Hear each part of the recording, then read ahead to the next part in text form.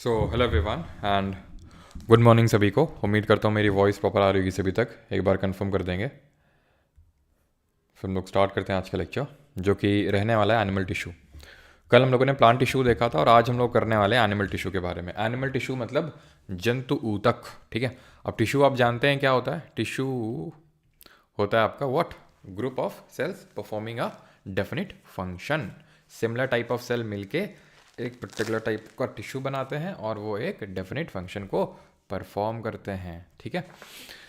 तो स्टार्ट करें, फिर एक बार कंफर्म करेंगे सभी लोग कि सारी चीज़ें प्रॉपर हैं कि नहीं। रोबोटिक वॉइस तो नहीं आ रही है।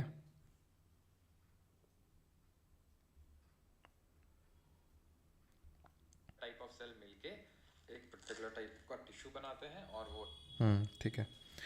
रिकॉर्डिंग ऑन कर दी है। तुम लोग रोज़ डाउट में डाल देते हो मुझे, देख लो यार, ठीक है। रिकॉर्डिंग ऑन है। चलो, तो कौन सा एनिमल टिश्यू करना था। रुक जा, रुक जा, रुक जा, रुक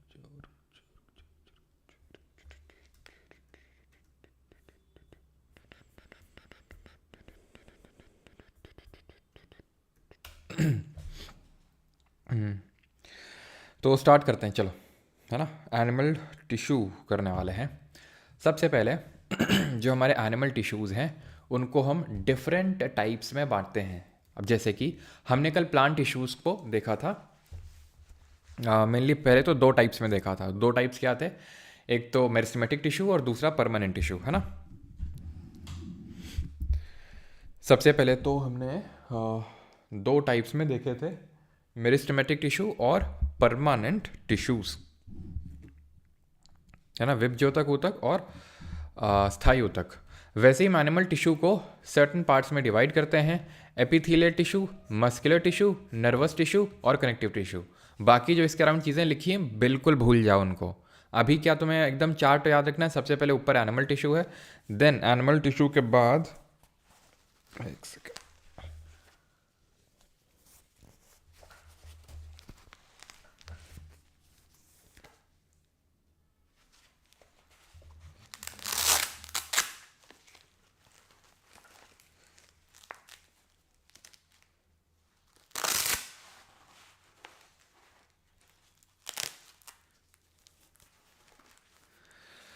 ठीक है। तो अभी सिर्फ आपको चार चीज़ें याद रखनी है, epithelial tissue, muscular tissue, nervous tissue और कनेक्टिव टिश्यू, सिर्फ चार, ठीक है। एक एक करके हम उनके टाइप्स पढ़ने वाले हैं, जैसे एपिथेलियल के टाइप्स, मस्कुलर के, नर्वस के एंड कनेक्टिव टिश्यू के, ठीक है।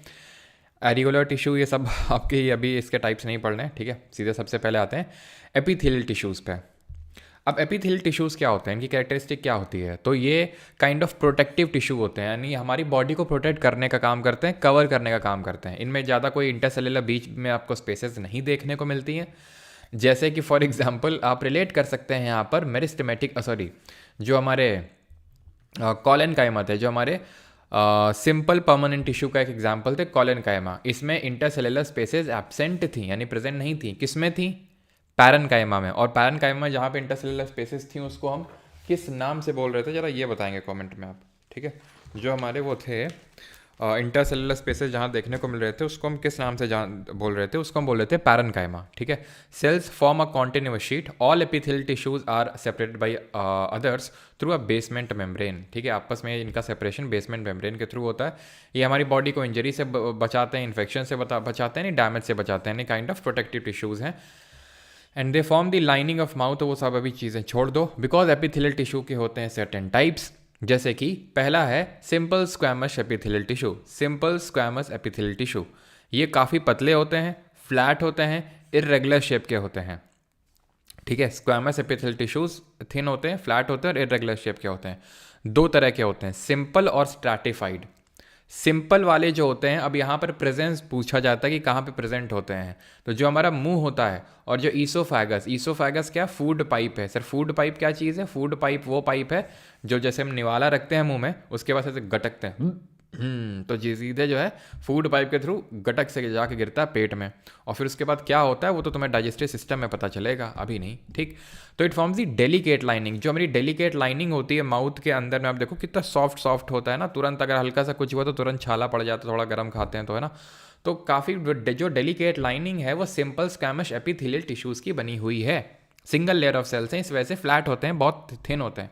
स्ट्रैटिफाइड, स्ट्रेटा का मतलब क्या होता है? स्ट्रेटा का मतलब होता है लेयर्स, है ना। और ये अगर आप याद करो तो जो सेडिमेंट्री रॉक हमने पढ़ा था ज्योग्राफी में, वो कैसी होती हैं? स्ट्रैटिफाइड होती हैं, लेयर्स के फॉर्म में एग्जिस्ट करती हैं, पढ़ा था हम लोगों ने। तो स्ट्रेटा का मतलब होता है लेयर्स, ठीक। तो stratified squamous epithelial tissue layer बना रही होंगी। अब ये कहाँ प्रेजेंट होंगी? हमारी स्किन में है, ठीक है। Cells are arranged in layers, परत दर परत दर परत, ठीक है। It prevents wear and tear skin. Clear? फिर से रिकॉल करें, हमने स्टार्ट किया एनिमल टिश्यू, ठीक है। हमने उसके सर्टेन पार्ट्स देखे, जैसे कि epithelial tissue, muscular tissue, connective tissue, और चौथा जरा आप बताएंगे क्या था? तो उसमें से जो एपिथेलियल टिश्यू था उसको हमने पढ़ना स्टार्ट किया। फिर हमने एपिथेलियल को डिवाइड किया, ठीक है। तो उसमें से सबसे पहले तो हम आए स्क्वैमस एपिथेलियल टिश्यू में, ठीक है। स्क्वैमस एपिथेलियल का एक टाइप पढ़ा, स्क्वैमस, और उसमें दो टाइप पढ़े, एक तो सिंपल स्क्वैमस और दूसरा stratified squamous epithelial tissues. Simple और स्ट्रैटिफाइड। जो सिंपल है वो इनर डेलिकेट लाइनिंग बनाता है माउथ और ईसोफेगस की, जो बड़ी सॉफ्ट लाइनिंग होती है। और स्ट्रैटिफाइड की अगर बात करें तो ये लेयर्स के फॉर्म में एग्जिस्ट करता है। कहाँ पर? स्किन में, पूरी स्किन में। जैसे कि याद करो, अब यहाँ पर आप रिलेट कर सकते हैं, कल जो हम लोगों ने प्लांट टिश्यू पढ़ा था तो वहाँ पर मैंने स्किन से रिलेट करवाया था किन टिश्यूज़ को? तो वो थे हमारे एपिडर्मल, ठीक है। एपिडर्मल, ठीक है, एपिडर्मिस थी वो। तो एपिडर्मिस क्या थी? या फिर एपिडर्मल जो हमारी सेल्स थी वो पूरी लाइनिंग बना रही थी, फिर पूरी कवरिंग बना रही थी पूरा हमारा प्लांट का, है ना। और उसी एपिडर्मिस का हमने एक पार्ट देखा था रूट्स में, अगर याद हो, हेयर लाइक स्ट्रक्चर। उसको मैंने क्या बोला था, जल्दी से बताइए? हेयर लाइक स्ट्रक्चर्स जो हमारे kind of apical meristematic tissues के भी पार्ट होते हैं, वो होते हैं हमारे प्रोटोडर्म, याद हो अगर आपको, ठीक है। तो यहाँ पर आप देख सकते हैं बेसमेंट मेम्ब्रेन है। बेसमेंट मेम्ब्रेन क्या है? तो यहाँ पर हमने देखा था कि जो बेसमेंट मेम्ब्रेन है वो सेपरेट करती है ऑल एपिथेलियल टिश्यूज़ को, सभी जो एपिथेलियल टिश्यूज़ हैं उनको अलग करने का काम है इसका, ठीक है। अभी आते हैं एपिथेलियल टिश्यू का दूसरा टाइप है क्यूबॉइडल। पहला देखा था स्क्वैमस, अब आते हैं क्यूबॉइडल। क्यूब लाइक सेल्स हैं, इसी वजह से इनका क्यूबॉइडल नाम पड़ा होगा।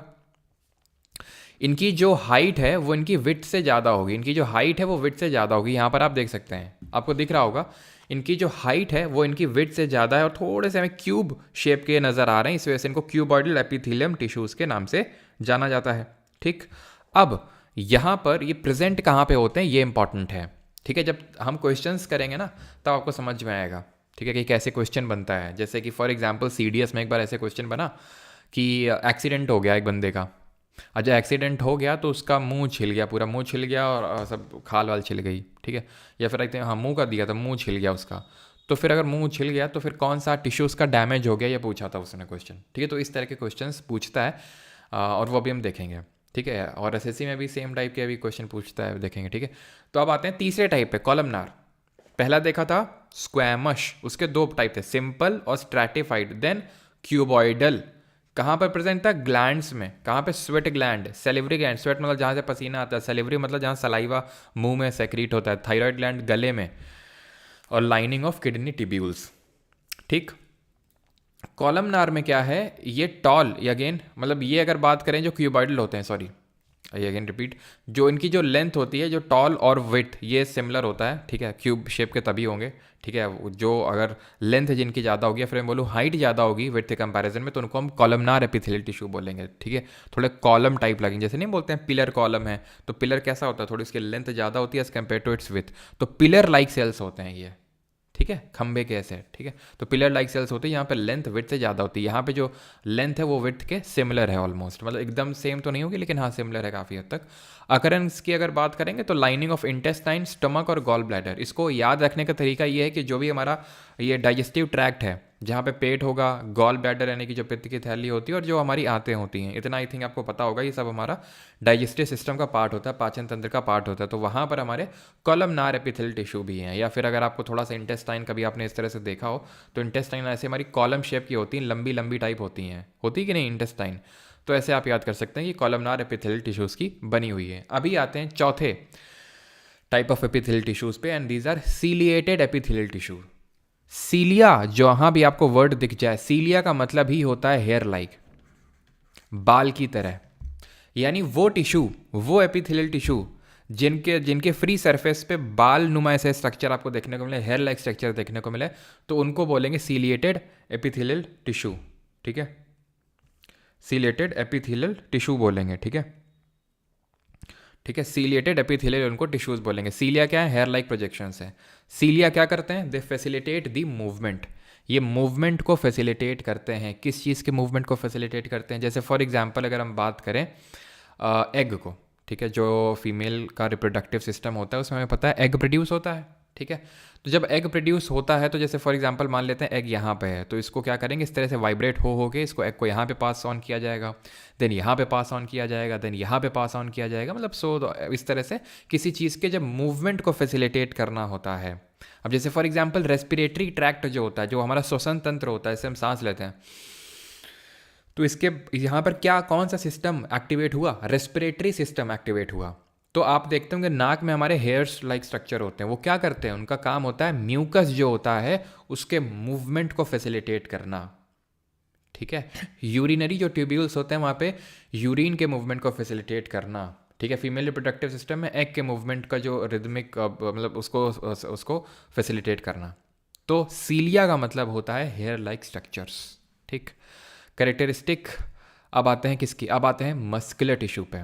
ठीक है, अब इससे पहले कि आगे बढ़े मैं आपको थोड़ा सा समराइज कर देता हूँ जो हमने अभी पढ़ा है, किसमें अभी तक जो हमने चीज़ें पढ़ी हैं एपिथेलियल टिश्यूज़ में। ठीक है, तो हमने स्टार्ट किया था एनिमल टिश्यू, और इतना तो पता होगा, ठीक है, 4 पार्ट, लेकिन अभी हम यहाँ पर सिर्फ एपिथेलियल टिश्यूज़ पे फोकस करते हैं। लास्ट में सबको समराइज कर लिया जाएगा। ठीक है, एपिथेलियल टिश्यू हमने इसमें क्या क्या पढ़ा? हमने इसमें पढ़े 4 प्रकार। ठीक है, एपिथेलियल टिश्यू में कौन कौन से? पहला हमने पढ़ा स्क्वैमस एपिथेलियम। ठीक है, स्क्वैमस एपिथेलियल टिश्यूज, इसके हमने 2 टाइप्स पढ़े। एक तो हमने पढ़ा सिंपल स्क्वैमस और एक हमने पढ़ा स्ट्रैटिफाइड स्क्वैमस। सिंपल स्क्वैमस कहाँ पर प्रेजेंट था? ये हमारा जो माउथ है, जो डेलिकेट लाइनिंग है, inner delicate lining of mouth और ईसोफेगस जो फूड पाइप है, यहाँ पर प्रेजेंट है। वहीं स्ट्रैटिफाइड की अगर बात करेंगे तो स्किन में प्रेजेंट है। देन दूसरा हमने पढ़ा था यहाँ पे, उसको हमने बोला था व्हाट? उसको हमने बोला था क्यूबॉइडल। ठीक है, क्यूबॉइडल। अब ये क्यूबॉइडल एपिथेलियल टिश्यू कहाँ पे प्रेजेंट था? क्यूब के फॉर्म में, टॉल और विड्थ इनकी मतलब ऑलमोस्ट सिमिलर है।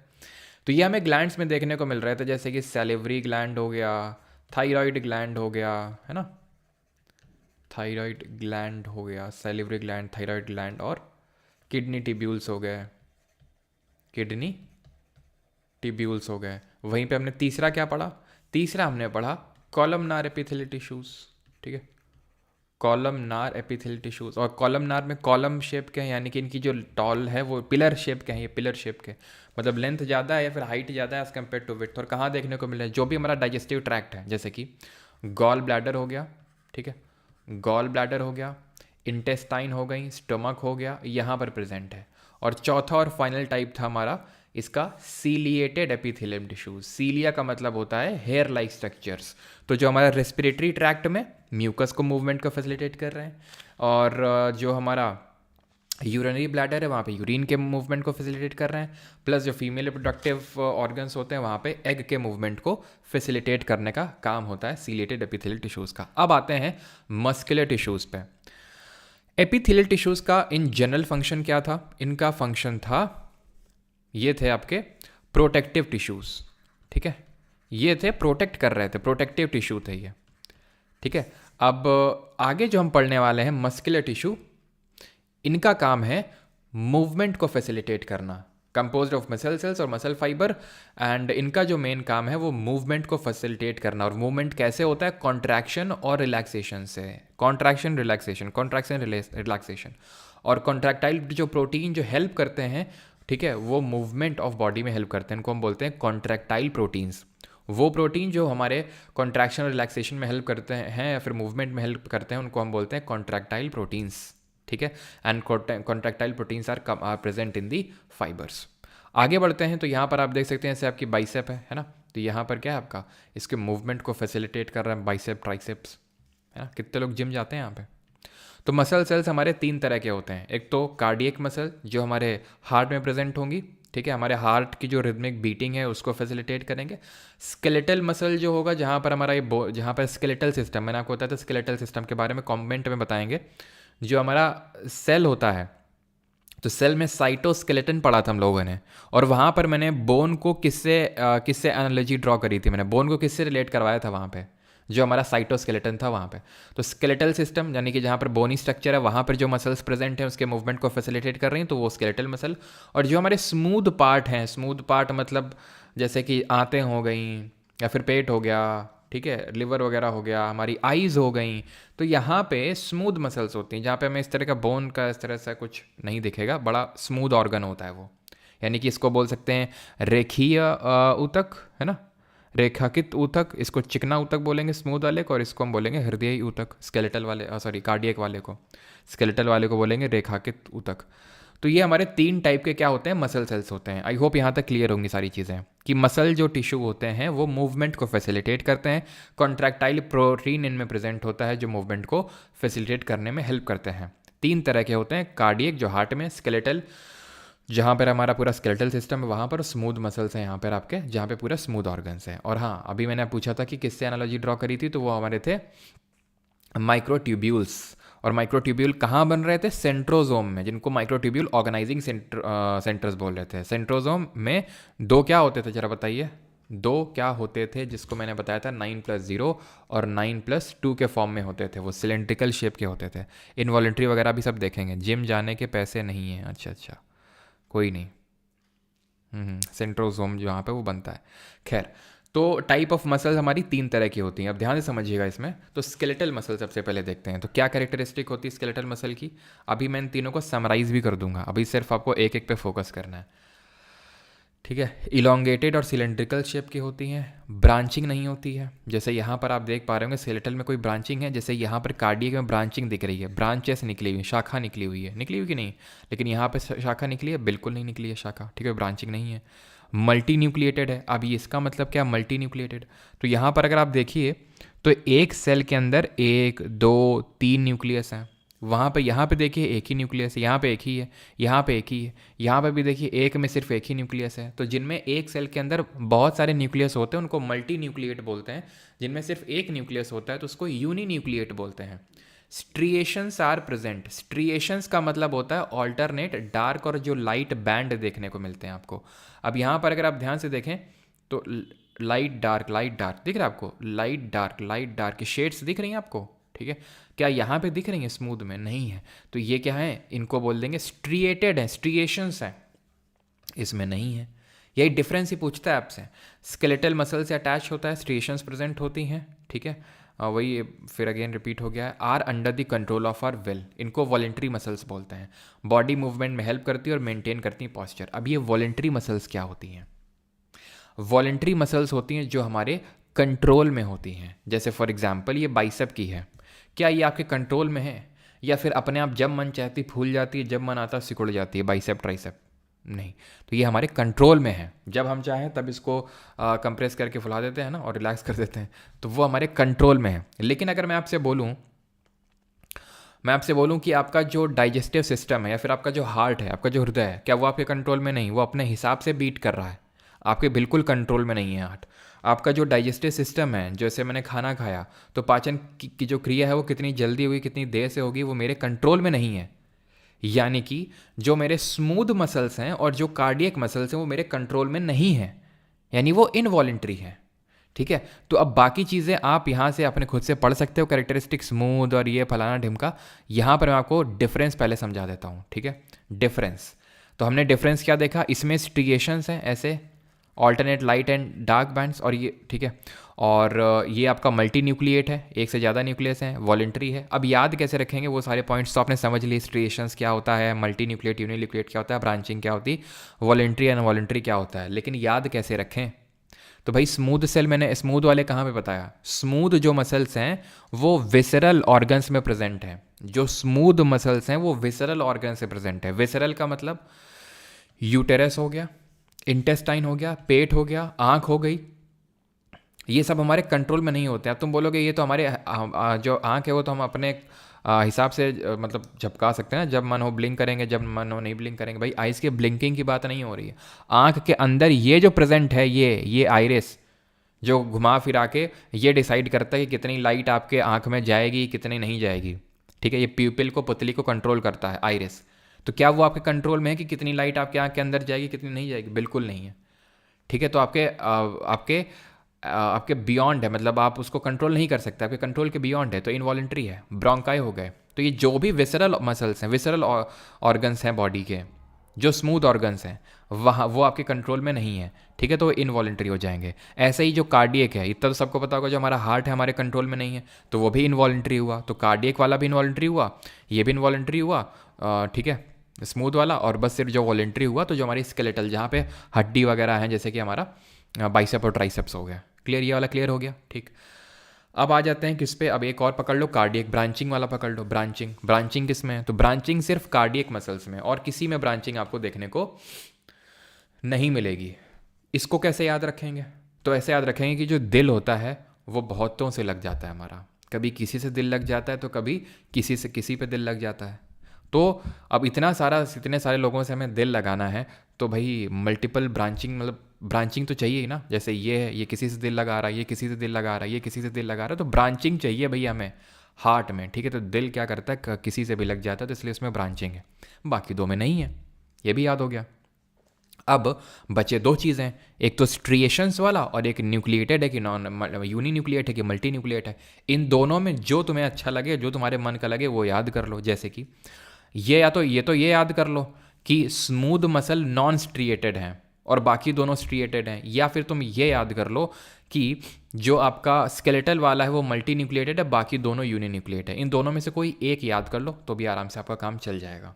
ठीक है, तो जैसे हम ये याद कर लेते हैं कि जो स्मूथ वाला है उसमें स्मूथ है ना, तो उसमें ऐसे लाइन से नहीं, क्योंकि पूरा स्मूथ है वो, तो उसमें लाइंस वाइंस कुछ नहीं है। बाकी सब में, दोनों में लाइंस हैं या फिर स्ट्रिएशंस हैं।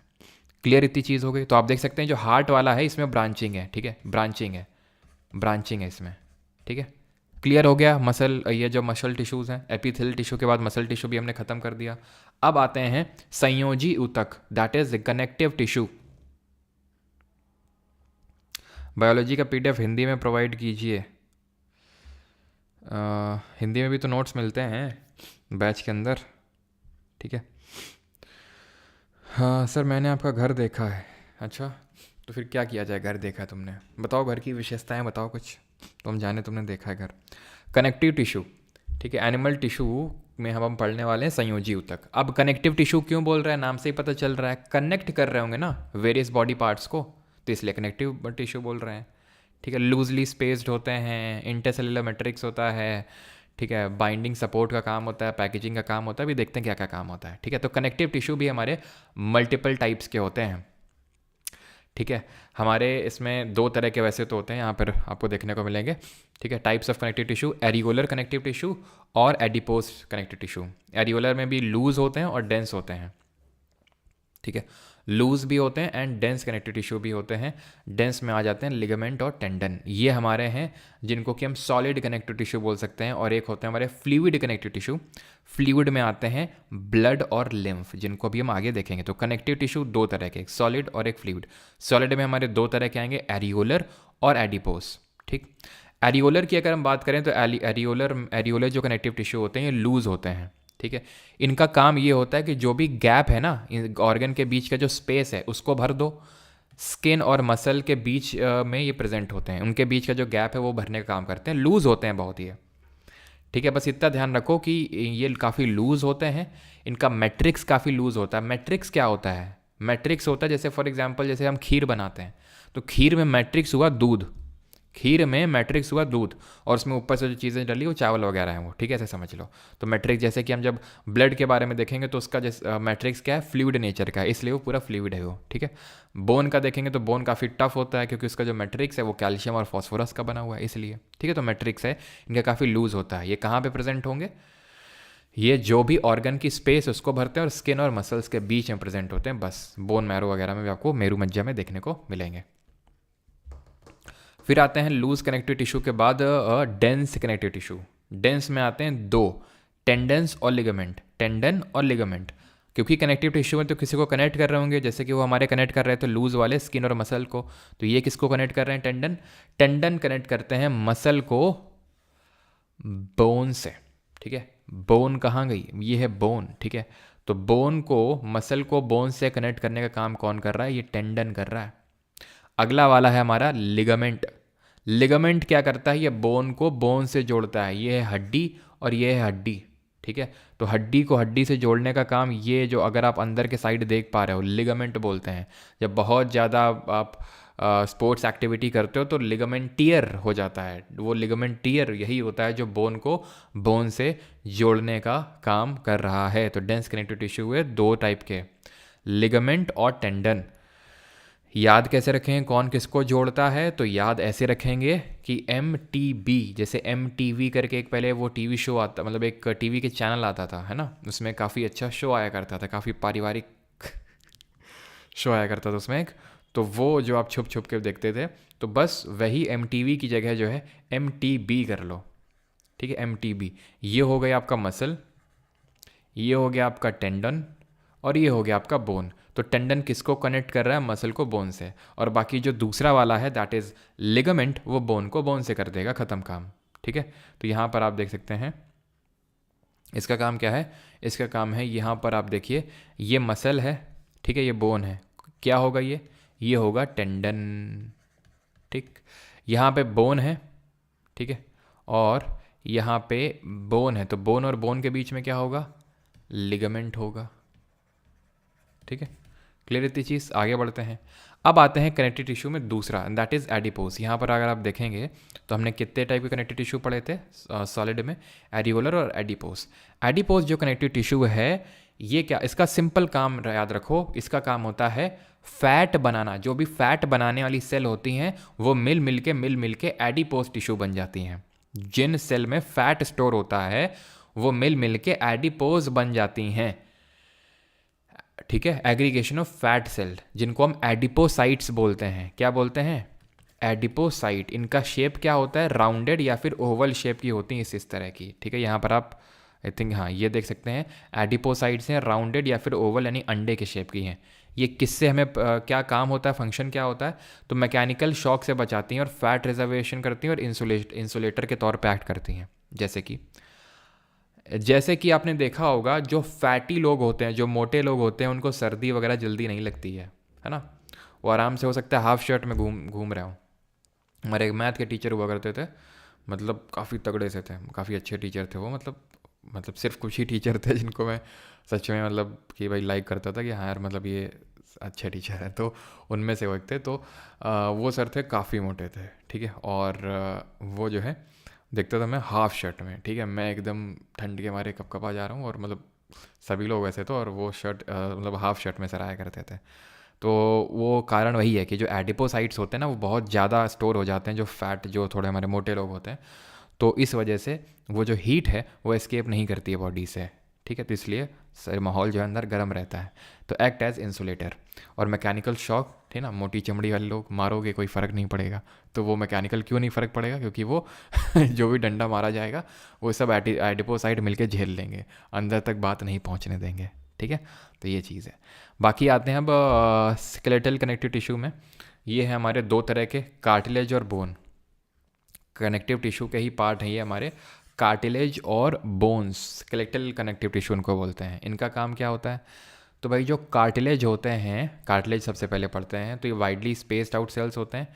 और ये सब आपको पॉइंट ज़्यादा याद नहीं रखने होते हैं, बस ये ध्यान रखना कि इनका मैट्रिक्स जो है स्लाइटली इलास्टिक नेचर का होता है, फ्लेक्सिबल होते हैं। प्रेजेंट कहाँ पे होता है कार्टिलेज? तो ईयर पिन्ना। पिन्ना क्या होता है? जहाँ बाली पहनी जाती है, जहाँ पे बाली पहनी जाती है। नोज़ का टिप, अब नोज़ का टिप आप छू के देखो, अभी सभी लोग छुओ नोज़ का टिप। कान को पकड़ो, कान को घुमाओ अपना। अब जैसे आपका टीचर आपका कान घुमाता होगा काफ़ी, है ना, तो क्या होता होगा, जैसे छोड़ता होगा अपनी ओरिजिनल पोजीशन पे वापस आ जाता होगा, है ना। नोज़ की टिप आप देख लो, आपको कॉमन फील आएगी। वो कॉमन फील है कार्टिलेज की, जो ना बोन की तरह हार्ड है, ना स्किन की तरह सॉफ्ट है। ना तो बोन की तरह हार्ड, ना तो स्किन की तरह सॉफ्ट। ऐसा इलास्टिक नेचर का है कि भाई जैसे नाक को मोड़ो, इधर उधर करो, वो फिर से ओरिजिनल पोजीशन पे आ जाएगी, लेकिन ना बहुत ज़्यादा सॉफ्ट, ना बहुत ज़्यादा टफ। ट्रैकिया, जब हम ट्रैकिया देखेंगे तो वहाँ देखेंगे रिंग्स ऑफ कार्टिलेज होते हैं, मतलब कार्टिलेज की ऐसे ऐसे छल्ले प्रेजेंट, छल्ला नुमा स्ट्रक्चर होता है, इसको रिंग्स ऑफ कार्टिलेज बोलते हैं, ठीक है। ये बोन सरफेस को स्मूदन करता है, जैसे यहाँ पर आप देख पा रहे होगे, तो ये जैसे हमारा जॉइंट होता है तो यहाँ पर भी कार्टिलेज ही है, ये कार्टिलेज प्रेजेंट होता है जो हमारे जो जॉइंट्स होते हैं, जो बोन के जो जॉइंट्स होते हैं उनको स्मूद करता है ये, ठीक। क्लियर यहाँ तक कार्टिलेज के बारे में। अभी आते हैं बोन्स के बारे में पढ़ते हैं। तो बोन्स तो काफ़ी स्ट्रांग होते हैं, क्यों स्ट्रांग होते हैं, एक सेकेंड रुकिएगा।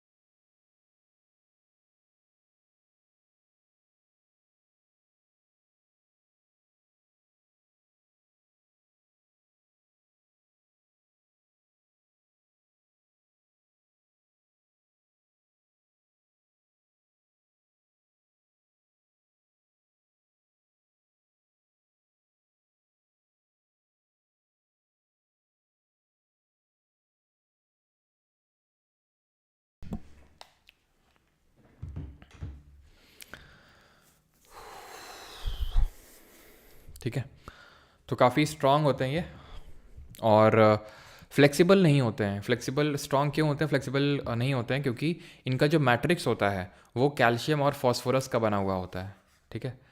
मैट्रिक्स जो होता है वो कैल्शियम और फॉस्फोरस का बना होता है, इसलिए काफ़ी हार्ड होते हैं, टफ होते हैं, हार्ड और रिजिड होते हैं, चीज़ ध्यान रखिएगा, ठीक है। बोन्स अब इससे पहले, और ये फंक्शन क्या होता है, फ्रेमवर्क प्रोवाइड करते हैं बॉडी को, सपोर्ट प्रोवाइड करते हैं, जैसे कि हमने साइटोस्केलेटन का फंक्शन देखा था, जैसे हमने माइक्रोट्यूब्यूल्स को देखा था वहाँ पे, ठीक है। तो प्रोटेक्ट करते हैं, बस ऐसा फंक्शन तो नहीं पूछेगा, लेकिन पूछेगा क्या है यहाँ पे, पूछेगा क्वेश्चन ये पूछ सकता है कि अडल्ट में कितनी बोन्स होती हैं ना, बच्चे में कितनी बोन्स होती हैं जो एक चाइल्ड होता है, ठीक है। और सबसे लॉन्गेस्ट बोन कौन सी होती है, सबसे लंबी हड्डी कौन सी होती है, सबसे शॉर्टेस्ट बोन कौन सी होती है, हड्डी कौन सी होती है, सबसे स्ट्रॉन्गेस्ट कौन सी होती है, स्ट्रॉन्गेस्ट, ठीक है। तो इस तरह के क्वेश्चंस पूछ लिए जाते हैं। तो अगर हम अडल्ट, पहले तो चाइल्ड की अगर बात करें तो चाइल्ड में जो नवजात शिशु होता है उसमें 300 बोन्स यानी 300 हड्डियाँ होती हैं, 300। फिर होता क्या, धीरे धीरे जैसे आप यू ग्रो ओल्डर तो जो बोन्स होती हैं फ्यूज़ होने लगती हैं, आपस में मिलने लगती हैं, तो अडल्ट में हो जाती हैं 206 बोन्स, ठीक है। और जो लोग ज़्यादा अडल्ट हैं तो 207 हो जाती हैं। फिर तो लॉन्गेस्ट की अगर बात करें तो फीमर सबसे लॉन्गेस्ट होती है, जिसको थाई बोन भी बोलते हैं, बिकॉज ये थाई यानी कि जांघ में मौजूद होती है, ठीक है।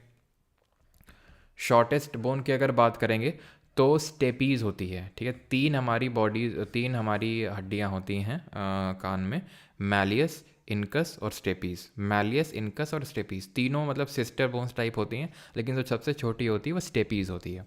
स्ट्रॉन्गेस्ट की अगर बात करें तो वो फीमर ही होती है जो हमारे जांग की है, लेकिन कहीं कहीं पर आप देखेंगे जो जॉ बोन होती है, ठीक है। अगर फीमर ऑप्शन में ना हो तो आपका जॉ बोन होगा, तो देन जॉ बोन आप टिक करेंगे, वैसे होती तो फीमर है। अब कुछ लोगों का ज़रूर क्वेश्चन है कि सर दोनों होगी तो देन फीमर, ठीक है।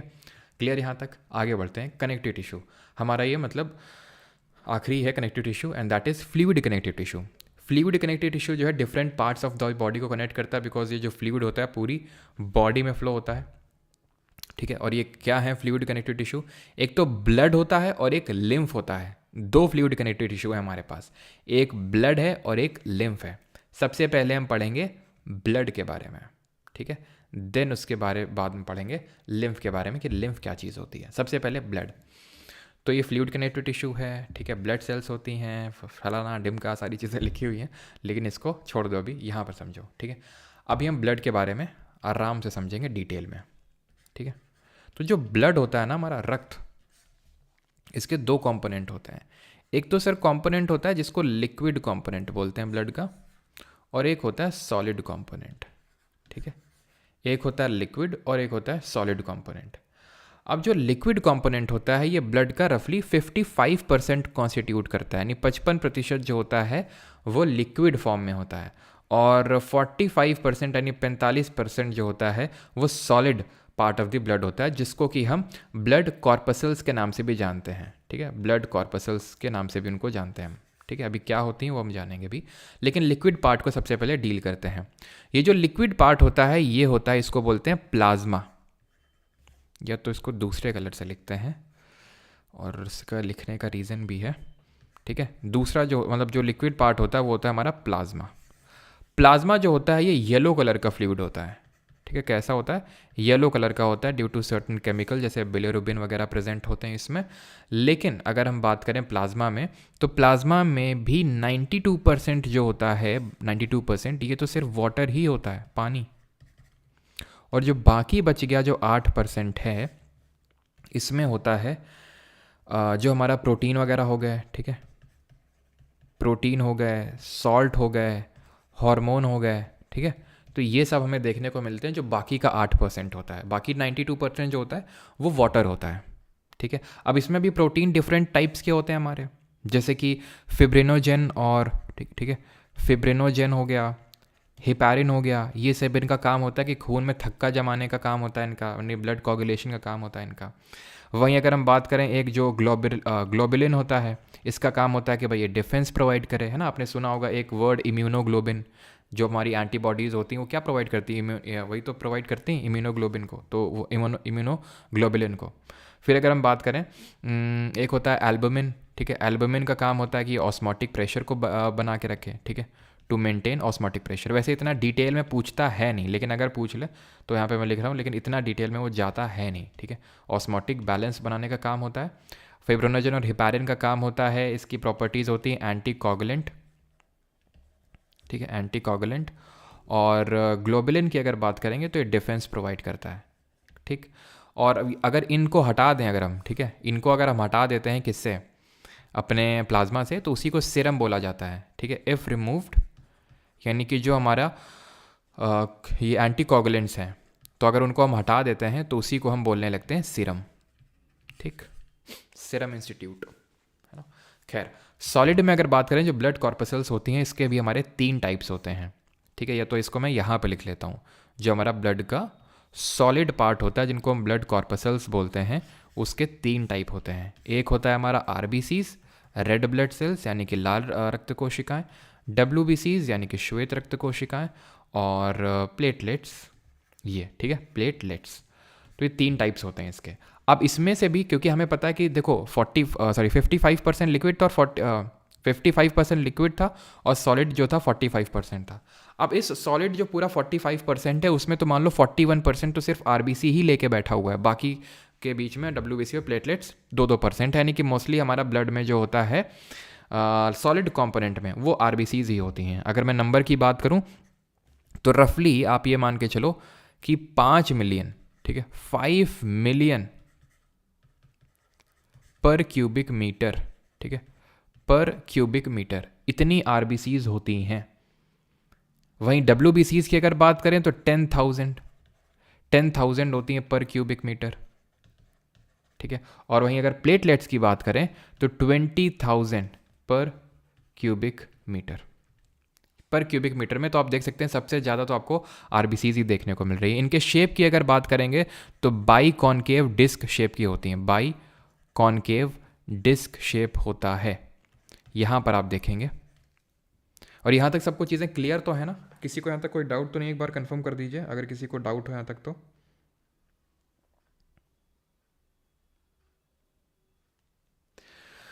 ठीक है, तो यहाँ पर आप देख सकते हैं किस तरह से इनका शेप है। ये आपका बाइकॉनकेव डिस्क शेप की जो आपको दिख रही हैं, ये आपकी RBCs ही हैं, ये रेड ब्लड सेल्स ही हैं ये, ठीक।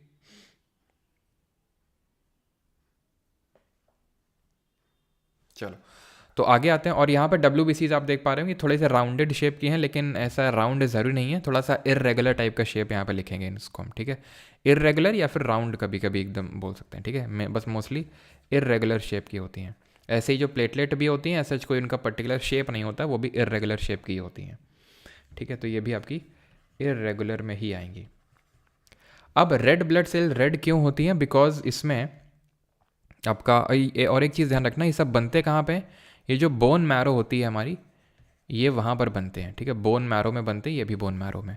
देन आरबीसीज रेड क्यों होते हैं? क्योंकि इसमें एक हीम नाम का आपको कंपाउंड देखने को मिलेगा, जिसमें कि आयरन नाम का एक मेटल होता है, ठीक है। आयरन मेटल की वजह से ये क्या होता है, जो रेड ब्लड सेल्स होती हैं उसका हमें रेड कलर देखने को मिलता है।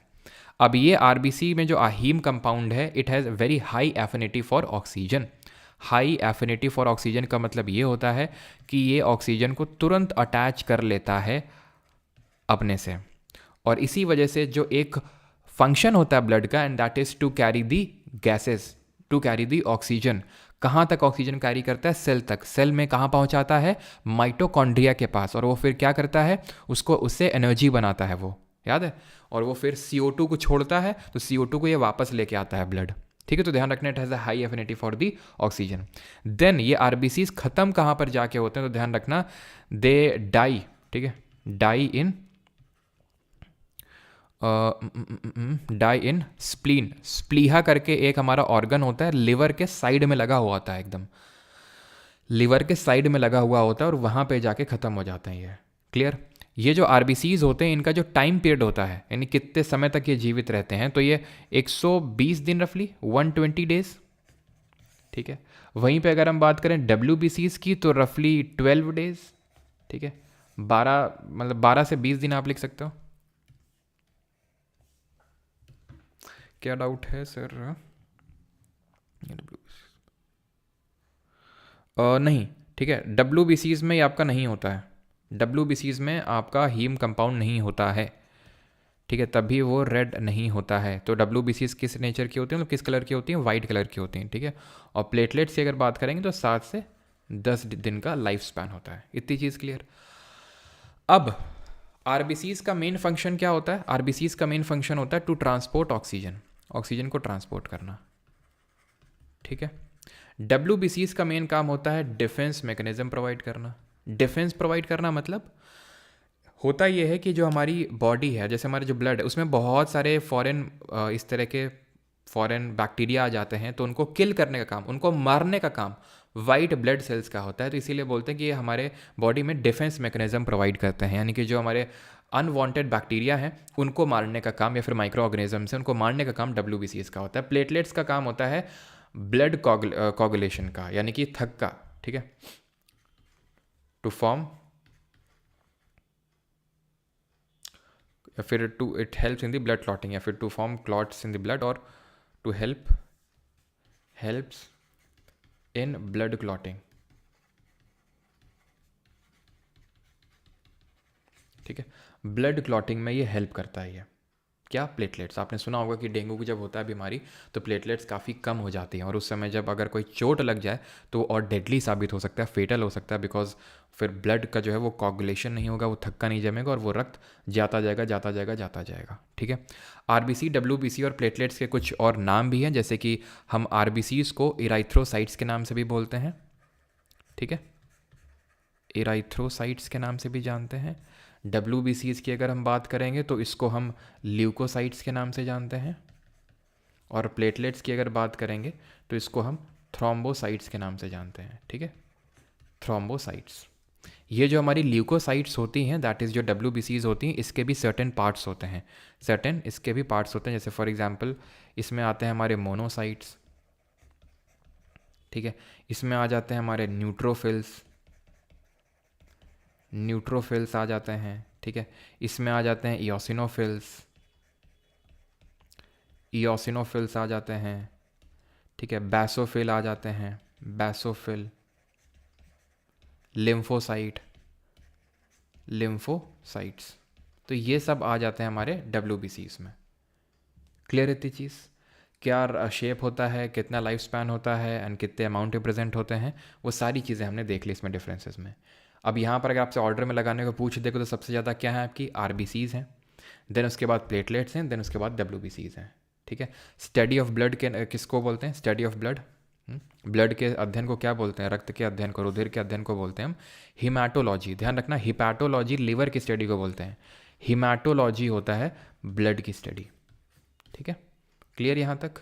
आगे बढ़ते हैं, और एनिमल टिश्यू में अब हम पढ़ते हैं मतलब कनेक्टिव फ्लूइड कनेक्टिव टिश्यू में लिम्फ के बारे में पढ़ेंगे, ठीक। नोट्स शुभम मिल जाएंगे जल्दी, अभी मैं दिखाता हूँ कि क्यों नहीं मिल रहे हैं उसका, ठीक है, नोट्स क्यों नहीं मिल रहे हैं, ठीक है। यहाँ पे लगा लेना ए लगा लेना, ठीक है, हीमाटोलॉजी हो जाएगा, ठीक। चलो आगे बढ़ते हैं। लिम्फ। अब होता क्या है कि जो हमारा ये पूरा सर्कुलेटरी सिस्टम होता है वो सिर्फ उसमें ब्लड नहीं फ्लो हो रहा होता है, लिम्फ भी फ्लो हो रहा होता है। लिम्फ क्या होता है, हर टिश्यू में, हर एक ऊतक में क्या होता है कि न्यूट्रिएंट्स की सप्लाई करना, ठीक है, प्रोटीन, सॉल्ट्स, ग्लूकोज, वाटर, इन सब की सप्लाई करना, प्लस जो एक्सेस वेस्ट है जो ब्लड के थ्रू जा रहा है उन सबको कलेक्ट करके ब्लड तक पहुंचा देना। वो फिर ब्लड का हमारा वो सॉलिड कंपोनेंट निकल जाता है किडनी में, वो तो हम आगे पढ़ेंगे एक्सक्रीटरी सिस्टम में। तो मेन लिम्फ का काम होता है, ये कलरलेस फ्लूइड होता है। पहली बात, कलरलेस का मतलब है कि इसमें नो आरबीसी, कोई आरबीसी नहीं होगा इसमें, ठीक है। या ये आपका सिमिलर टू प्लाज्मा होता है, ध्यान रखना, it is similar to plasma, plasma की तरह ही होता है। अब होता क्या है कि जो हमारी ये ब्लड जो कॉर्पसल्स होती हैं, जो हमारी ये कैपिलरीज वगैरह होती हैं, तो उसमें, ठीक है, कैपिलरीज वो होती हैं जो हमारे आर्टरीज और वेन्स को जोड़ने का काम करती हैं, ठीक है।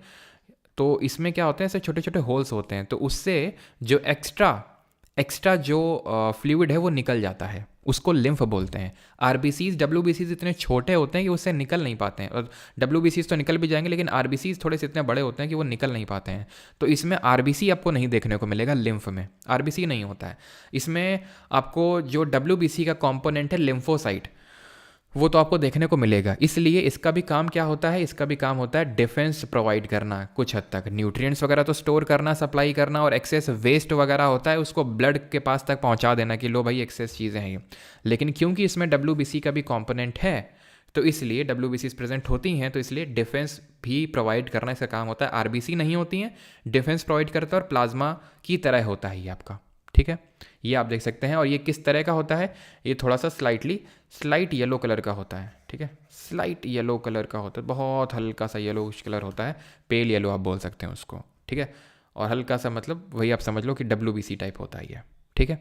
आगे बढ़ते हैं, और आखिरी हमारा टिश्यू है जिसको बोलते हैं नर्वस टिश्यू, ठीक है। जो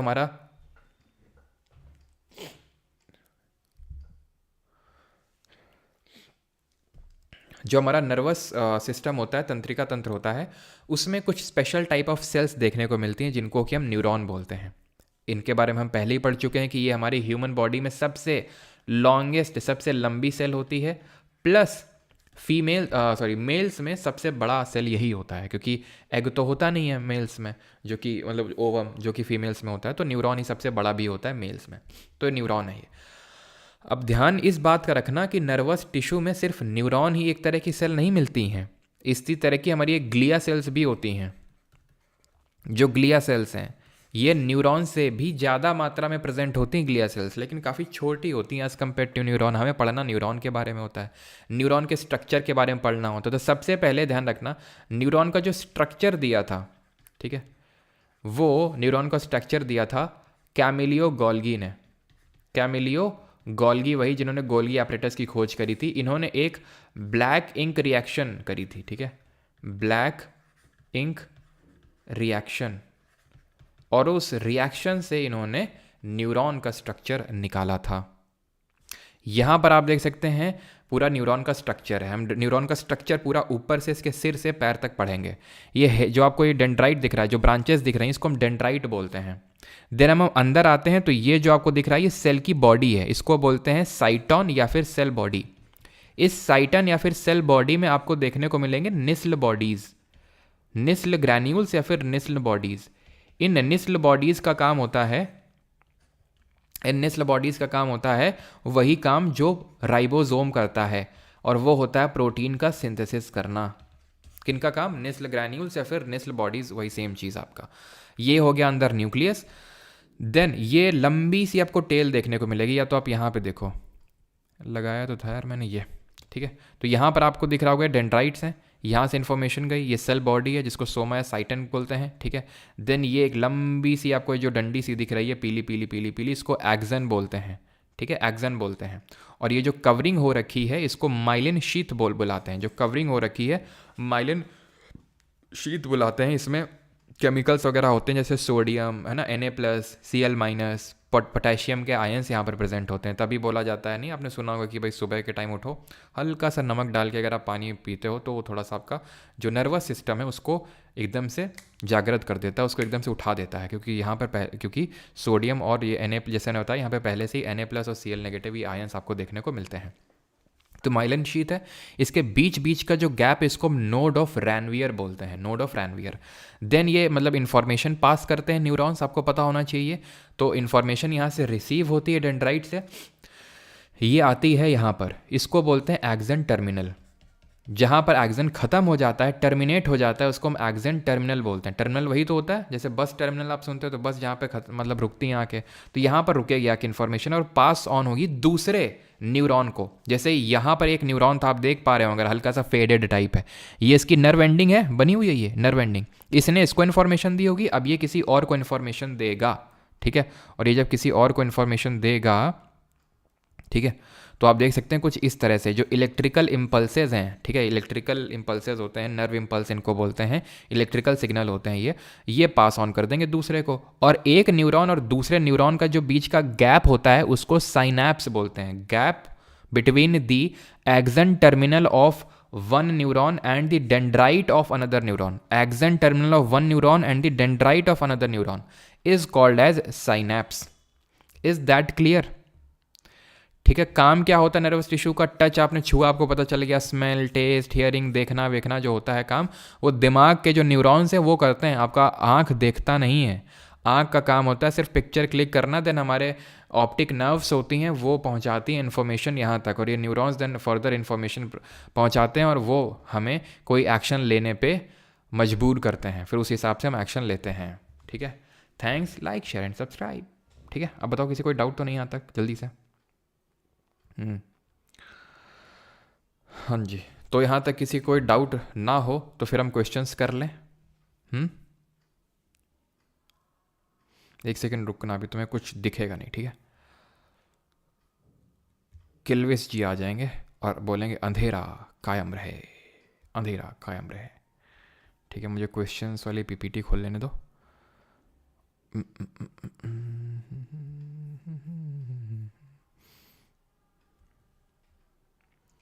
थैंक यू कहाँ है? थैंक यू यार आज नहीं लगा है आज। बुक में 90% प्लाज्मा, अरे भैया तो 92% कर लो, ऐसा एकदम स्ट्रिक्ट वो नहीं होता है कि भाई 90% गलत है, 92% ही सही है, ऑप्शन है में ऐसा नहीं होगा, ठीक है। 90% को 92% कर लो, 90% भी सही है, ऐसा कोई इशू नहीं है। चलो पहले तो तुम लेफ्टिनेंट और असिस्टेंट कमांडेंट बन लो, फिर इनकम टैक्स मिनिस्टर बनवा देंगे। समराइज इन चार्ट, ठीक है, समराइज कर देंगे बाद में, अभी क्वेश्चन कर लो। सर आपका पिक दिख रहा है, अच्छा दिख रहा है क्या? चलो लास्ट में समराइज करेंगे, ठीक है। चलो परमार सर की 300 बोन्स हैं, मारेंगे ना झापड़ अभी। Which of the following is the structure of a cardiac muscle cell? तो कार्डियक मसल सेल कैसी होती हैं? तो सबसे पहले तो हमें पता है कि दिल जो है काफ़ी लोगों से ब्रांचिंग करता है, ठीक है। ब्रांचिंग करता है तो भाई ब्रांचिंग करता है तो अनब्रांच्ड वाले दो ऑप्शन तो हटा दो, ब्रांच डी होगा। अब भैया सिलेंड्रिकल था, स्पाइनल शेप था, तो हमने देखा था सिलेंड्रिकल शेप का था, वो सिलेंड्रिकल शेप के तो थे ऐसे ऐसे ऐसे, स्पाइनल शेप तो थे नहीं, खत्म। अगला सवाल कर लो, सीडीएस 2022। सपोज एक एक्सीडेंट हुआ और तुम्हारी डेलिकेट लाइनिंग ऑफ माउथ और ईसोफेगस जो है वो इंजर्ड हो गई, तो बताओ कौन सा टिश्यू इंजर्ड हुआ? स्मूथ? ना ना ना ना, ये तो काइंड ऑफ मसल सेल होता है और हमारा प्रेजेंट होता है विसरल ऑर्गन्स में, है ना, विसरल ऑर्गन्स, जैसे कि हमारा पेट, इंटेस्टाइन, इन सब में है ना, आइरिस में यहाँ प्रेजेंट होता है। क्यूबॉइडल, क्यूब शेप के हैं, टॉल और विड्थ इनके सिमिलर है। कहाँ प्रेजेंट होते हैं? ग्लैंड्स हो गए, जैसे कि सेलिवरी ग्लैंड हो गए, थायराइड ग्लैंड हो गए, किडनी ट्यूब्यूल्स हो गए। स्क्वैमस एपिथेलियम, दो तरह के होते हैं सर स्क्वैमस एपिथेलियम, एक तो सिंपल स्क्वैमस एपिथेलियम और दूसरा कॉम्प्लेक्स नहीं होता है। सिंपल स्क्वैमस एपिथेलियम और दूसरा होता है स्ट्रैटिफाइड। सिंपल जो होता है, सिंपल स्क्वैमस एपिथेलियल टिश्यू, इसका सही आंसर हो जाएगा ऑप्शन नंबर सी, ठीक है। सिंपल वाला जो होता है हमारा डेलिकेट लाइनिंग ऑफ माउथ में होता है, स्ट्रैटिफाइड जो होता है वो स्किन में प्रेजेंट होता है। फैट कौन स्टोर करता है? अगेन CDS 2022 में क्वेश्चन पूछा गया है। एडिपोज टिश्यू करते हैं, RBC करते हैं, मसल टिश्यू करते हैं, या फिर एपिथेलियल? एकदम आसान से लग रहे हैं कि अभी नहीं क्वेश्चंस।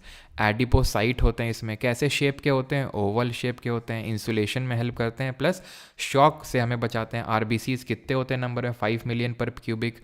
बाइकॉनकेव शेप के होते हैं, स्प्लीन में जाके ख़त्म होते हैं। 120 डेज टाइम पीरियड होता है, और इसमें हीम होता है। और क्या आपको पता है कि जब आयरन की कमी हो जाती है ब्लड में हमारे, तो कौन सी बीमारी होती है? बताइए जल्दी से, कौन सी बीमारी होती है अगर आयरन की कमी हो जाए? मसल टिश्यू कितने तरह के होते हैं? 3 तरह के। एपिथेलियल टिश्यूज 2 तरह के, मतलब 2 नहीं 4 तरीके के। नो न्यूक्लियस, इनमें से किसमें न्यूक्लियस नहीं होता है? तो अब ये बात समझ लो और वहाँ पे ये चीज़ लिख लेना RBC वाले पॉइंट में, जहाँ पर मैंने RBC लिखवाया था, आपको लिखवाया था, यहीं पे इस पॉइंट को नोट करेंगे आप।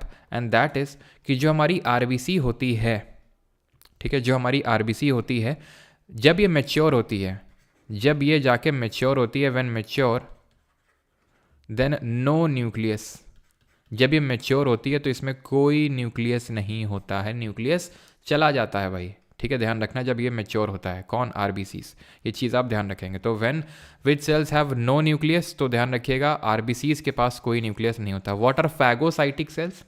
तो याद करो, मैंने आपको बताया था WBCs डिफेंस प्रोवाइड करते हैं, और उसके डिफरेंट टाइप्स होते हैं। जैसे मोनोसाइट टाइप होता है, न्यूट्रोफिल एक टाइप होता है। तो ये क्या करते हैं? डिफेंस प्रोवाइड करते हैं, मोनोसाइट, न्यूट्रोफिल। तो ये काइंड ऑफ फैगोसाइटिक सेल्स हैं जो डिफेंस प्रोवाइड करने का काम करते हैं।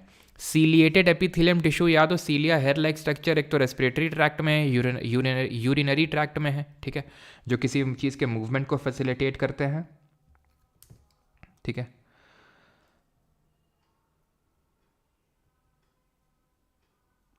ये cubic millimetre, yes yes yes yes,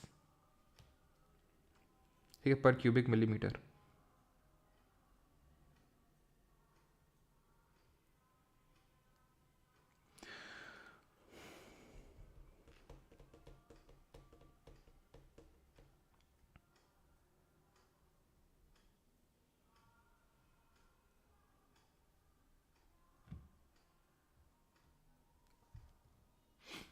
Shweta Bhandari, bone marrow में ही होते हैं वो भी, ठीक है, बोन मैरो में फॉर्म होते हैं। From which of the following are blood clotting factors release? तो ब्लड क्लॉटिंग फैक्टर्स कहाँ से रिलीज होते हैं? प्लेटलेट से रिलीज होते हैं, ठीक है। इयोसिनोफिल और मोनोसाइट्स तो ये हमारे WBC यानी कि जो हमारा ल्यूकोसाइट होता है उसी के पार्ट्स होते हैं। और ये तो मैंने लिखवा दिया था ना, ल्यूकोसाइट, इराथ्रोसाइट और थ्रोम्बोसाइट। अरे यार, इसका तो लिखवा दिया था, इन दोनों का नहीं लिखा था ना। ये इराथ्रोसाइट ध्यान रखना, ये इराथ्रोसाइट हो जाएगा। जो WBCs हैं ये आपकी ल्यूकोसाइट्स, और प्लेटलेट्स क्या हैं? ये थ्रोम्बोसाइट्स हैं, ठीक है, ये आपके थ्रोम्बोसाइट्स हैं। चलो, the tissue which is responsible for the movement in our body. Epithelial tissue तो ये प्रोटेक्शन के लिए रिस्पॉन्सिबल होते हैं। CSF का जो असिस्टेंट कमांडेंट का जो एग्जाम होता है डिपार्टमेंटल, उसमें पूछा गया, ठीक है। तो ये प्रोटेक्टिव टिश्यू होता है। नर्वस टिश्यू तो भाई हमारे नर्व इम्पल्स को कैरी कर लेके जाते हैं, इन्फॉर्मेशन कैरी करते हैं, मूवमेंट में ये हेल्प करते हैं, ठीक है। ये तो कनेक्ट करने का काम होता है। कनेक्टिव टिश्यू अगर आपको याद हो, 2 तरह के हमने पढ़े थे, लूज एंड डेंस, याद आया कुछ? ठीक है, जिसमें कि हमने एरियोलर कनेक्टिव टिश्यू पढ़ा, एडिपोज टिश्यू पढ़ा, देन हमने पढ़ा किसके बारे में? देन हमने पढ़ा बोन के बारे में, कार्टिलेज के बारे में, लिगामेंट के बारे में, टेंडन के बारे में। देन हमने कनेक्टिव टिश्यू में ब्लड के बारे में पढ़ा और लिम्फ के बारे में पढ़ा। विच of the following human cells is devoid of a nucleus? किन में न्यूक्लियस नहीं होता है? नर्व सेल में तो हमने देखा था न्यूक्लियस होता है। बोन सेल, RBC, WBC, तो RBC में जब मेच्योर हो जाती है तो न्यूक्लियस नहीं होता इनमें। टेंडन किसको कनेक्ट करते हैं? भूवैज्ञानिक की परीक्षा जो हुई थी 2021 में, उसमें पूछा था।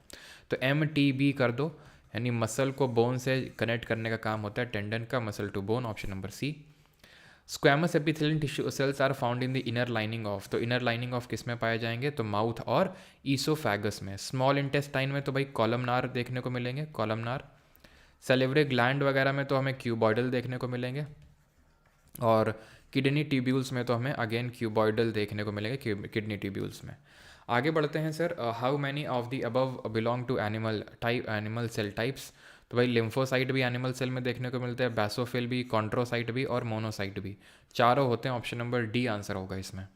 विच are among the following cell produces antibodies against a foreign antigen. Antibodies कौन प्रोटेक्ट बनाता है? एंटीबॉडीज़ बनाने का काम होता है कि वो डिफेंस मैकेनिज्म प्रोवाइड करता है। और डिफेंस मैकेनिज्म कौन प्रोवाइड करता है? तो ये करने का काम करता है हमें जो हमारे लिम्फोसाइट्स होते हैं, ठीक है, वो करते हैं। लिम्फ याद है लिम्फ के बारे में? इराइथ्रोसाइट्स तो हमारे आरबीसीज ही होते हैं। प्लेटलेट्स तो ब्लड क्लॉटिंग में हेल्प करते हैं। आगे बढ़ते हैं। Which of the following tissues help to connect to bones. दो बोन्स को कौन कौन कनेक्ट करता है? तो टेंडन तो मसल को बोन से कनेक्ट करते हैं, ठीक है, मसल को बोन से कनेक्ट करने का काम होता है टेंडन का। लिगामेंट जो होता है वो बोन को बोन से कनेक्ट करता है, ठीक है। एरियोलर टिश्यू क्या करते हैं? जो भी स्पेस बिटवीन दी ऑर्गन्स होती है उसको भरने का काम करते हैं, space between all the organs. और स्किन और muscle, between skin and muscle के बीच में हमें मांसपेशी और जो हमारी त्वचा होती है उसके बीच में कार्टिलेज कहाँ प्रेजेंट होता है? तो एक तो ट्रैकिया में होगा रिंग्स के फॉर्म में, ईयर में होगा पिन्ना में, और जो नोज़ की टिप होती है वहाँ पे होगा। सॉफ्ट मतलब इलास्टिक नेचर का होता है, ना तो बहुत ज़्यादा सॉफ्ट ना बहुत ज़्यादा हार्ड। इनमें से कौन सा एक संयोजी ऊतक नहीं है? Not a connective tissue. Ligament भी है, टेंडन भी है, और स्मूथ मसल ये आपका एक मसल टिश्यू है, ठीक है। ये किस नेचर का होता है? ये हमारे कंट्रोल में नहीं होता है, इनवॉलेंट्री होता है। इसमें क्या स्ट्रिएशंस होते हैं? नो, इसमें स्ट्रिएशंस नहीं होते, नॉन स्ट्रिएटेड होता है। क्या इसमें ब्रांचेस होती हैं? नो, वो तो सिर्फ कार्डियक में होती हैं, तो ये अनब्रांच्ड होता है, ठीक है, अनब्रांच्ड होता है। ये चीज़ हमें ध्यान रखनी है। The lymph is mainly form from the plasma of the blood. Lymph mainly plasma से बनता है, तभी मैंने आपको पॉइंट बताया था कि lymph is similar to the plasma and it surrounds the cells, और ये सेल्स को सराउंड करता है। The main difference between blood और लिम्फ का क्या होता है? तो lymph does not contain RBC, ये बिल्कुल सही है। Lymph does not contain WBC, ये गलत है भाई। लिम्फ में होती है डब्ल्यूबीसी, तभी तो डिफेंस मैकेनिज्म प्रोवाइड करता है। लिम्फ में आरबीसी डब्ल्यूबीसी दोनों होती है? नहीं, आरबीसी नहीं होती। Lymph does not contain any cell, बिल्कुल सेल होती है, लिम्फोसाइट नाम की cell. Lymph is a tissue fluid present in intercellular spaces, it resembles to. तो ये एनडीए 2022 में क्वेश्चन पूछा गया। तो लिम्फ किससे रिजेंबल करता है? Digestive juices, cytoplasmic fluid, urine, plasma इसका सही आंसर हो जाएगा। 16th नहीं, अब आप असिस्टेंट कमांडेंट और लेफ्टिनेंट बन चुके हैं। अब आप बनेंगे क्या? अब आप बनेंगे इनकम टैक्स में इंस्पेक्टर। मसल्स 3 तरह की होती हैं, इनमें से वो कौन सा टाइप नहीं है? सेसेमॉइड, स्मूथ, कार्डिक या फिर स्केलेटल। तो ये 3 तरह की होती हैं, लेकिन सेसेमॉइड कोई हमने क्या पढ़ा था? मैंने क्या आपको कोई इस तरह की मसल से पढ़ाई नहीं पढ़ाई, तो सेसेमॉइड कोई नहीं होती है। 2, which tissue among the following is a protective tissue in the animal body. इनमें से प्रोटेक्टिव टिश्यू कौन सा है? मस्कुलर है, नर्वस है, कनेक्टिव एपिथेलियल है। तो हमने पढ़ा था ये तो मूवमेंट में हेल्प करता है, कॉन्ट्रैक्शन रिलैक्सेशन करके, है ना। अगर आप हो आपको तो कॉन्ट्रैक्टाइल प्रोटीन्स होते हैं। नर्वस ये तो इन्फॉर्मेशन पास करता है, ये तो चीज़ों को ज्वाइन करता है, कनेक्ट करता है। एपिथेलियल टिश्यूज़ होंगे, ठीक है। 3rd, which of the following type of connective tissue, इनमें से कौन सा कनेक्टिव टिश्यू है? तो तीनों ही है, ब्लड भी है, बोन भी है, लिगामेंट भी है, ऑप्शन नंबर सी। अगला करिए।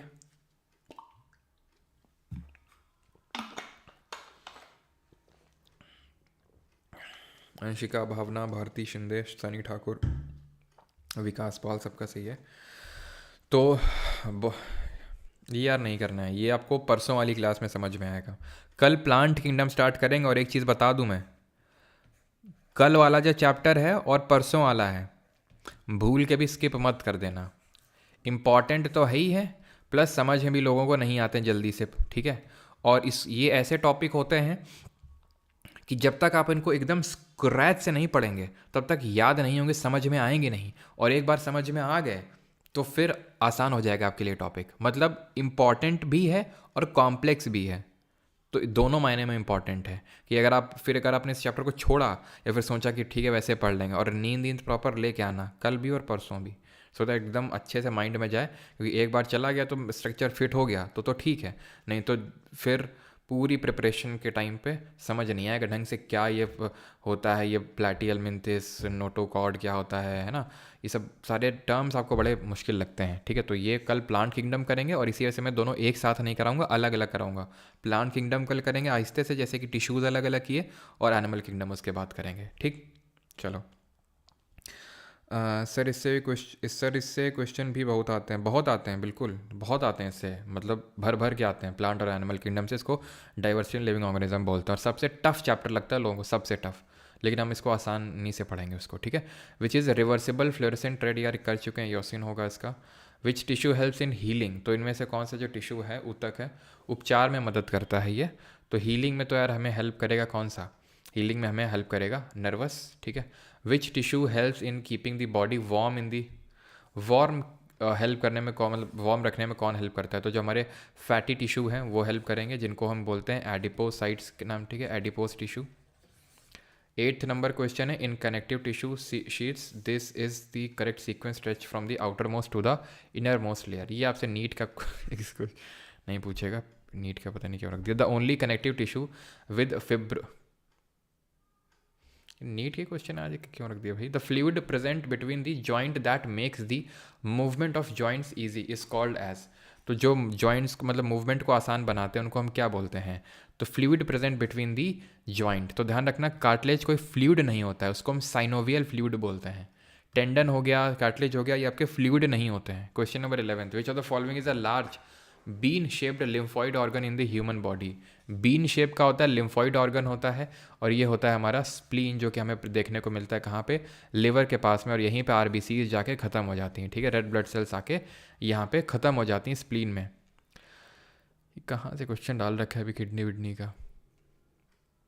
आंसर तो नेफ्रॉन होगा, लेकिन अभी हम लोग करेंगे नहीं, ठीक है। चलो अगला क्वेश्चन करिए। Which cells also called as neurilemma cells. Sir आज दिन कौन सा है, कौन सा दिन आज? आई थिंक थर्सडे, नहीं वेडनेसडे। तो थर्सडे को होगा प्लांट किंगडम और फ्राइडे को, हाँ, तो मतलब इसी में हो जाएगा, ठीक है, मतलब इसी वीक में ही हो जाएगा। चलो, तो which cells called as neurolemma cells are the main glia cells, ठीक है। तो ये ग्लिया सेल्स के होते हैं एक टाइप, इनको बोलते हैं स्वान सेल्स। मैंने आपको बताया था कि जो ग्लिया सेल्स होती हैं, ठीक है, तो ये आपकी न्यूरॉन से भी ज़्यादा नंबर में प्रेजेंट होती हैं, और इन्हीं को ही हम स्वान सेल्स, ठीक है, काइंड ऑफ स्वान सेल्स होती हैं ये, ठीक है। इनमें से कौन सा अमीबा शेप की होती हैं सेल्स? तो अमीबा शेप मतलब इरेगुलर शेप। इरेगुलर शेप किसका होता है? WBCs का। इनका तो होता है बाई कॉन्केव डिस्क शेप का, ठीक है, बाई कॉन्केव डिस्क शेप का होता है इनका। 15th, which of the following microscopic cells are of an amoeboid shape with a distinctive central membrane. तो अगेन अमीबॉइड शेप की होती है हमारी WBCs।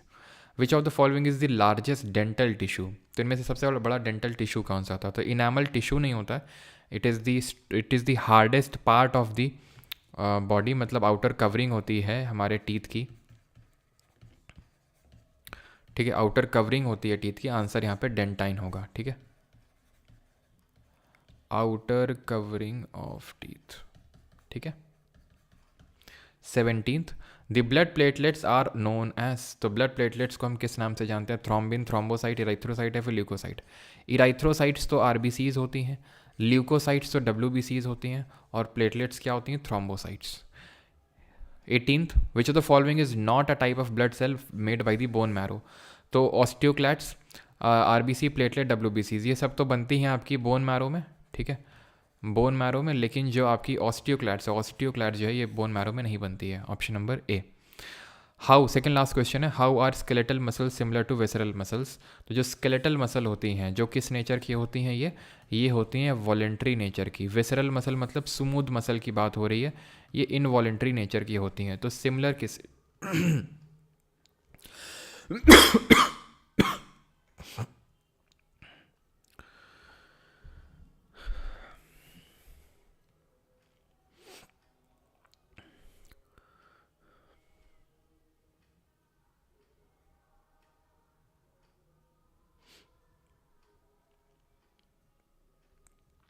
चलो, तो स्केलेटल मसल्स और विसरल मसल में क्या सिमिलर है? तो shape of muscle fibre, muscle fibres have a certain number of nuclei. Certain number का मतलब हो गया यूनी न्यूक्लिएट के मल्टी न्यूक्लिएट। तो भाई हमें पता होना चाहिए कि जो ये होता है विसरल वाला, ये आपका यूनी न्यूक्लिएट होता है, और स्केलेटल वाला मल्टी न्यूक्लिएट होता है। तो ये तो नहीं होगा, है ना, क्योंकि स्मूथ वाले में तो यूनी न्यूक्लिएट होगा, तो ये नहीं होगा, ठीक है। Presence of actin and myosin filaments, presence of light and dark bands. अब लाइट एंड डार्क बैंड्स का मतलब है शेडिंग, यानी कि स्ट्रिएशंस। स्ट्रिएशंस भैया विसरल वाले में नहीं होती हैं, ठीक है, तो ये भी नहीं होगा। शेप ऑफ मसल फाइबर्स की अगर बात करेंगे तो कहीं ना कहीं जो शेप होता है स्केलेटल और स्मूथ वालों का, वो थोड़ा सा सिलेंड्रिकल शेप होता है, तो शेप यहाँ पर एक सिमिलैरिटी हो जाएगी। कैमल का जो हम्प होता है, ऊँट का जो उस तरह से होता है कूबड़, उसमें कौन सा कनेक्टिव टिश्यू होता है? तो भाई कूबड़ जो होता है उसमें एडिपोस टिश्यू होगा, बिकॉज बहुत ज़्यादा उसमें फैट स्टोर होता है, फैट स्टोर करके रखता है वो, ठीक है। चलो बाकी क्वेश्चन, एक क्वेश्चन आपके लिए है, एक क्वेश्चन तो कर ही सकते हैं। आई थिंक ये अभी कर नहीं पाएंगे because protein, histidine, valine, lysine अभी सब पढ़े नहीं हैं, तो कर नहीं पाएंगे अभी इसको भी। खैर, तो ये है हमारा बैच जहाँ पर आपको रिकॉर्डिंग क्लास की 100 नोट्स, क्विजेस सब कुछ मिल जाएंगे, ठीक है। परमार एकेडमी ऐप और वेबसाइट से आप यहाँ पर जाके एनरोल कर सकते हैं, परमार जी के बैच 3.0, एंड उसी के अंदर आपको कंप्यूटर मिल जाएगी एंड बाकी सारी चीज़ें, ठीक है।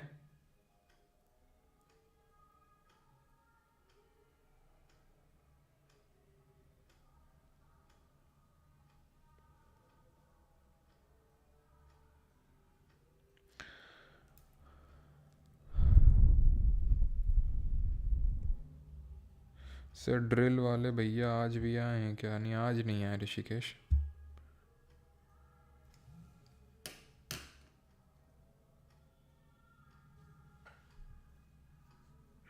नोट्स मिल जाएंगे भी प्रिंस से ना, नोट्स मिल जाएंगे।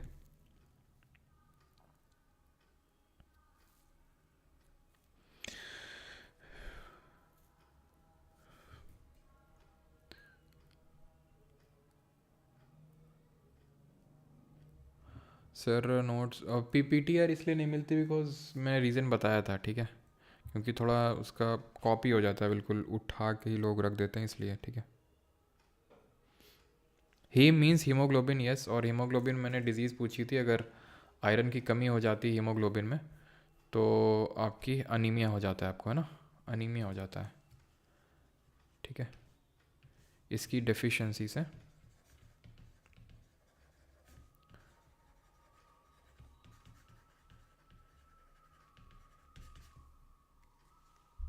सर ब्लड ग्रुप नहीं पढ़ाएंगे क्या? पढ़ाएंगे भाई, पढ़ाएंगे, ब्लड ग्रुप भी पढ़ाएंगे।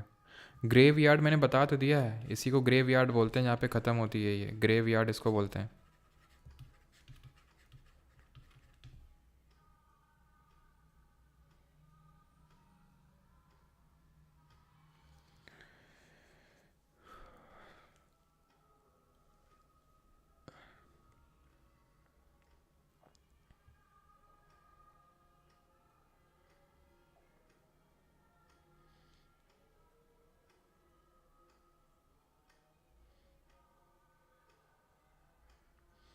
कहाँ पे हीलिंग वाले में? एक सेकेंड एक सेकेंड, कहाँ, कौन सा क्वेश्चन नंबर था, कौन सा क्वेश्चन नंबर था बताएंगे, कौन सा हीलिंग वाला था?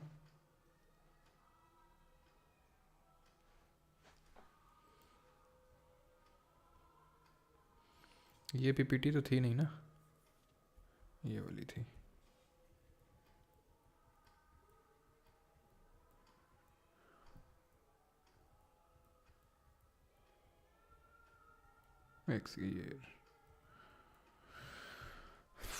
Okay okay okay, granulation tissue है इसमें तो, ठीक है, ऑप्शन नंबर डी होगा, ठीक है। ये मतलब हीलिंग वगैरह में हेल्प करता है, जहाँ पे भी मतलब घाव वगैरह हो जाता है, ठीक है, तो वहाँ पे डेवलप हो जाता है, सर सच परमानेंटली प्रेजेंट नहीं होता है, डेवलप्स अराउंड दी वुंड्स, ठीक है। यस, ग्रैनुलेशन होगा इसका, जो भी घाव वगैरह होते हैं वहाँ पे डेवलप हो जाता है ये ग्रैनुलेशन टिश्यू, ना कि नर्वस, ठीक है। नर्वस तो आपका स्टिमुलेटर के तौर मतलब नर्व इम्पल्स को एक से दूसरी जगह में पहुँचाने का काम करता है, ग्रैनुलेशन टिश्यू होगा। सर पिनक,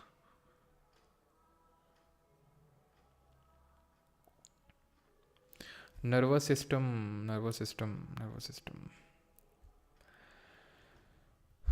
नर्वस सिस्टम में हमने पढ़ा था कि यहाँ पे दो तरह की सेल्स होती हैं, एक तो न्यूरॉन होती हैं और एक ग्लिया सेल्स होती हैं, इनको स्वान सेल्स बोलते हैं। न्यूरॉन का हमने पूरा बस न्यूरॉन का स्ट्रक्चर और उसमें किस तरह से उसका पूरा स्ट्रक्चर ही पढ़ना होता है बस हमें तो न्यूरॉन का जो स्ट्रक्चर है वो सबसे पहले किसने दिया था?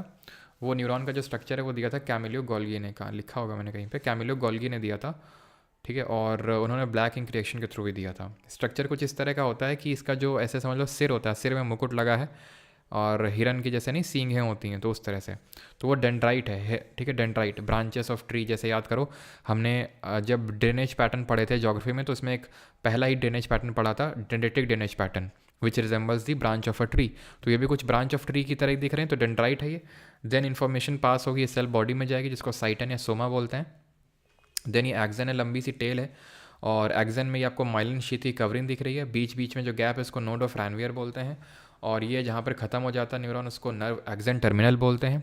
एक्सन टर्मिनल से दूसरे न्यूरॉन के जो डेंड्राइट होते हैं उसमें इन्फॉर्मेशन पास होती है, और उसका भी मतलब डेप्थ है कि भाई एक थ्रेशोल्ड नीडेड होता है इन्फॉर्मेशन पास होने के लिए, ऐसा नहीं कि हर इन्फॉर्मेशन पास हो जाती है, तो उतनी डेप्थ हमें जाना नहीं है। बस हमें ये याद रखना है कि एक न्यूरॉन का जो एक्सन टर्मिनल होता है, जो दूसरे का डेंड्राइट होता है, उनके बीच का जो गैप होता है उसको हम साइनैप्स के नाम से जानते हैं बस। ठीक है sir, are you coming to office मतलब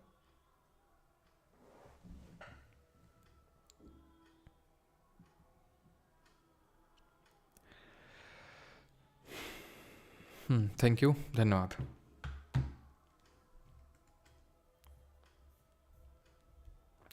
ठीक है, मैं ऐप पे प्रोवाइड कर दूंगा, जिसको आप सेव नहीं कर सकते हो। ठीक है, ऐप में मैं पीडीएफ प्रोवाइड कर दूंगा ये। ठीक है, लेकिन ऐप पे यार 2 ही ऑप्शन होते हैं पीडीएफ के। चलो देखते हैं, ठीक है, आने होगा तो ऐप पे प्रोवाइड करते हैं। ऑलराइट, थैंक यू, धन्यवाद, मिलते हैं कल। मिस मत करिएगा कल वाली क्लास को, बहुत इंपॉर्टेंट है। प्लान